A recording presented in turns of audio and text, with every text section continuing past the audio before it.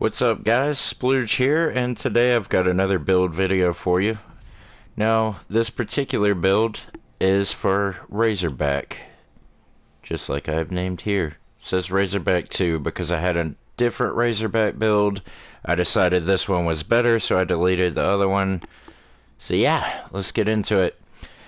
For starters, you want to run the Sharpshooter specialization because you need the TAC 50, this guy right here.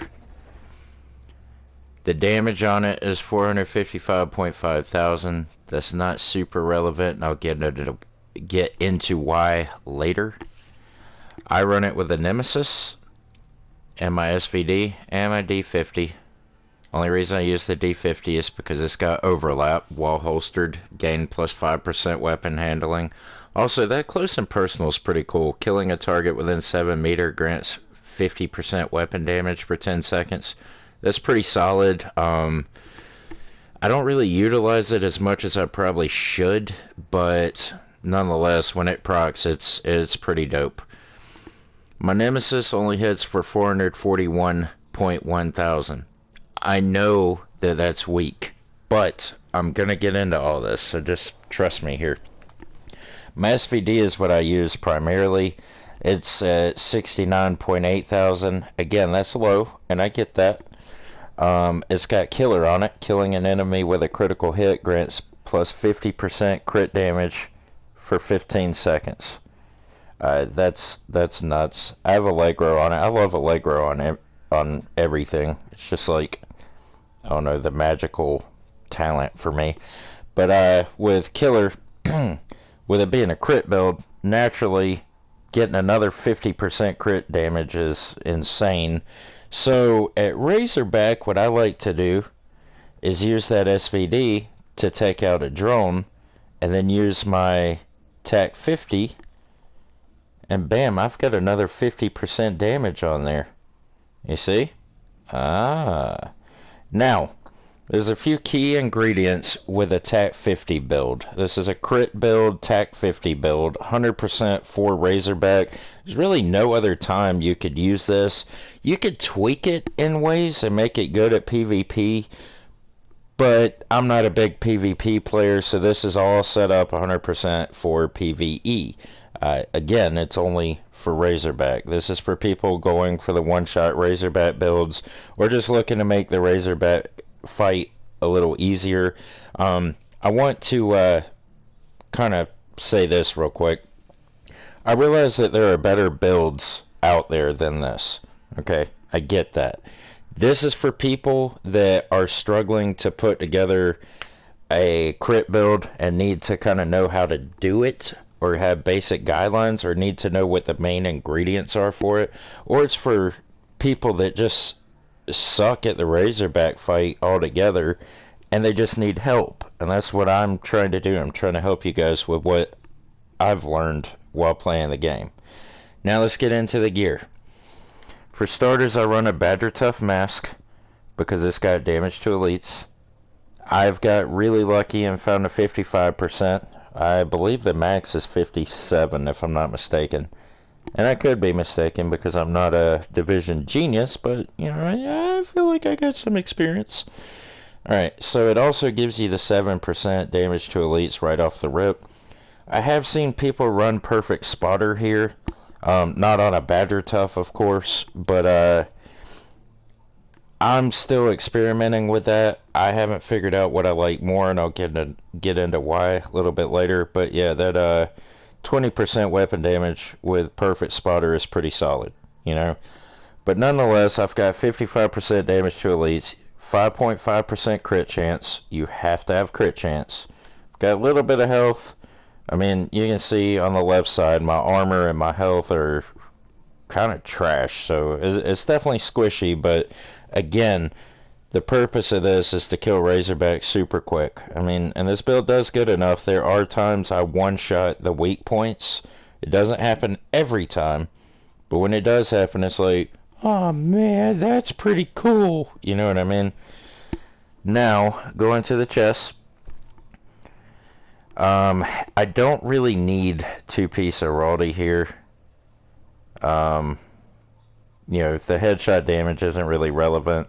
Main reason I use this is because look at those rolls. 15% crit chance, 21% crit damage, and it's got perfect vigilance, plus 30% weapon damage. That's just sick. That's awesome. Another thing, with the mods, every single mod I put on crit hit chance. Okay? That's very important. For the holster, Wyvern, you want 3-piece Wyvern because it gives you that extra 10% crit chance. I rolled 16% crit damage on this, and I also have critical on there for another 15% crit damage. And look, there's another mod with 4.5% crit chance. Going over to knees, we have yet again another Wyvern. It's got composure on it, so while in cover, grants plus 10% total weapon damage. And look at that, another crit hit chance mod. 8.5% crit chance rolled onto it.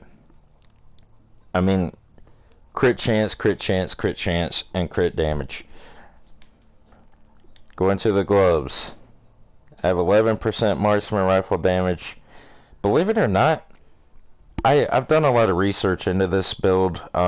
Marksman rifle damage does not affect your TAC 50 whatsoever. I didn't know that before. So hopefully that helps you guys out. If you're thinking that, man, if I just get a whole bunch of like 6% marksman rifle mods, like my TAC 50 will be screaming, bro. Well, that's not the case at all, actually. Not at all. So the marksman rifle damage on the gloves, that helps with my SVD and my Nemesis because you still have to fight some ads, Hard hitting, that's big. I'll get into all that here in a little bit. With a backpack, I rolled weapon damage. You have 4.5% crit chance. Really want that to be higher, but you take what you can get. It's also Wyvern wear. So again, with a 3-piece there. I've got Spark on here. Damaging enemies with skills or explosives grant plus 15% weapon damage for 15 seconds. A lot of people run the Jammer Pulse here, and that's smart. You can definitely do that. Personally, I run it with the Assault Turret because what I will do is I will be on the generator, or even if I'm doing ads, I'll take cover behind a short barrier, and then I'll just pop my turret so it, I'll place the turret on top of whatever barrier I'm hiding behind. And when the drones come out, I just tap R1 and it targets the drones, and then the drones will target my turret rather than me. And while they're targeting that, my turret's shooting them, so Spark is just constantly activating, giving me that extra 15% weapon damage. Now, at the bottom here, I've got a health mod on here for just a little bit of stability. It's not really that important. Hazard protection is not super important. Main thing is the 3-piece Wyvern. Alright. Now that we've been over all of that, I'll go over what skills I run. I personally use the Fixer drone. I mean, I've got, this is for when I run my skill power build. You can see my striker drone is it's pretty gnarly. I've got some hellacious mods there, thank God. We got really lucky with that. But the Fixer drone is huge because you need some survivability when you're that squishy. Honestly, I like the Fixer drone better than I love any other type of healer in this game now. And then, of course, like I was saying earlier, I run the Assault Turret just to keep proccing Spark. Now for the stats. This is where I will go over the 4 main ingredients. So, the 4 main ingredients here are going to be your weapon damage, crit chance, crit damage, and damage to elites. Remember those 4. I'll go over them again just in case you didn't catch it. I know you can rewind it, but I'm going to be nice. So weapon damage, crit chance, crit damage, damage to elites. That's your 4 ingredients to making this build scream, okay?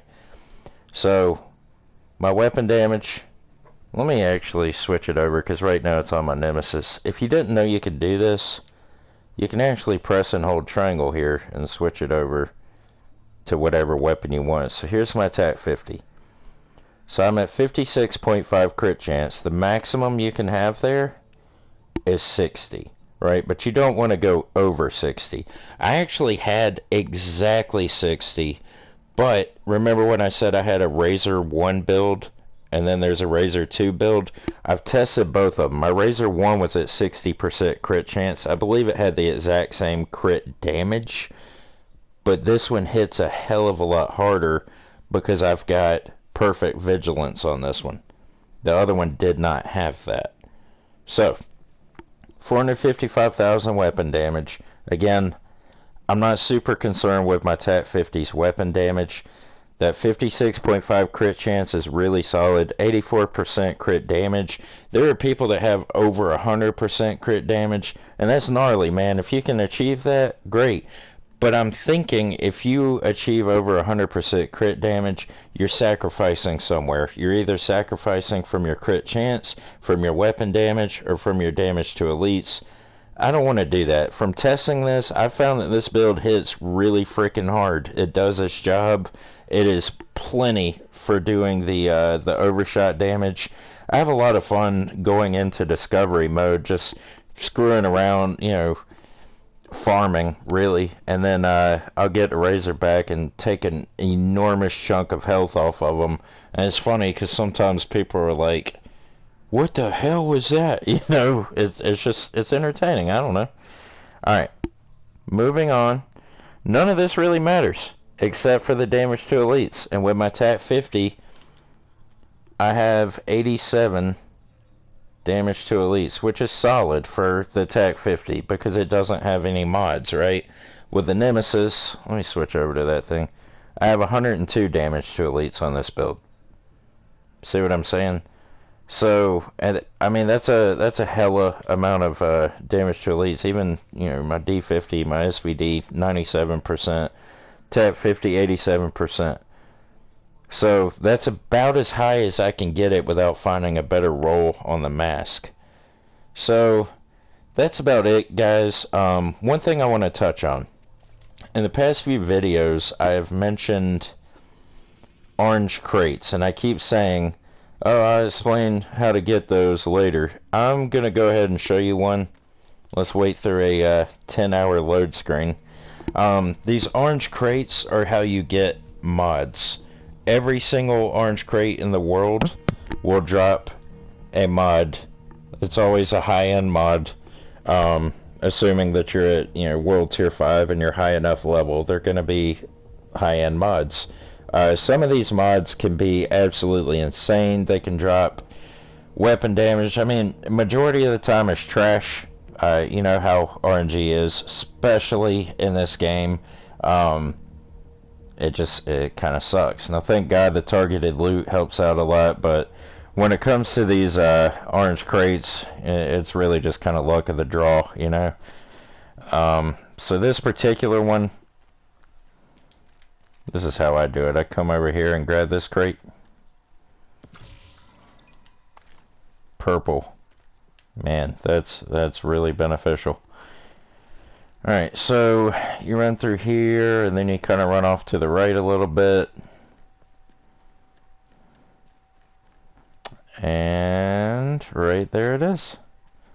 So these crates are hidden all throughout the world. You just shoot it, and it drops that. Old McFarmer's over there. Go watch out for him. So it usually does this. It'll drop a high-end gear piece, or yeah, it's usually just a gear piece, and then it drops a mod.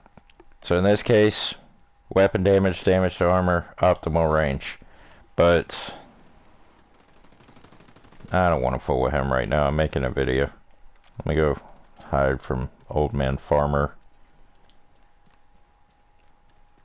Take cover here. Alright, So, I'm gonna switch to one of my other builds. Yeah, like this build, because I went over this one not too long ago. So, like down here, 6% assault rifle damage, 0.5% weapon damage. Stuff like that is what you find in the orange crates. Now, there are 30, God, I think there's like 38 of them now. The Pentagon came out and everything. There's a route that I go on that does 33 orange crates. And once you memorize it, you can actually get through it pretty quick. I mean, I think it takes anywhere from, I don't know, 45 minutes, somewhere in there. Um, but I tend to go for other crates in the area, not orange crates, but just random loot crates laying around. Oh my god. I meant to miss. Alright, anyways. So, yeah, if you YouTube Orange Crate Run, there's a guy that has the Orange Crate Run laid out. That's actually how I memorized it. I would show you the route, but I don't want to copy him because it was his work, you know? But anyways, guys, I appreciate your time. I appreciate the views and the love and the support. You know, I had like 90 subscribers or whatever, and then Easy TV gave me a shout out, and I'm up to 130. I know I'm not a YouTube celebrity by any means, but hell, man, that's like 40 subscribers. So thank all of you. If you like the video, I would appreciate you thumbing me so hard. Just thumb it up, you know? I really like that. Or thumbs down if you just can't stand my guts. I mean, like my mom. Anyway, subscribe if you would like, share it, comment, I don't care. You know what? I'm not your father. You don't have to listen to a word I say. But if you do, I'd appreciate it, you know? Anyways, guys, that's that. I hope it helps you guys out, and I hope you go out there and kick some Razorback anus. But yeah, that's it. Splooge is out. Have a good one.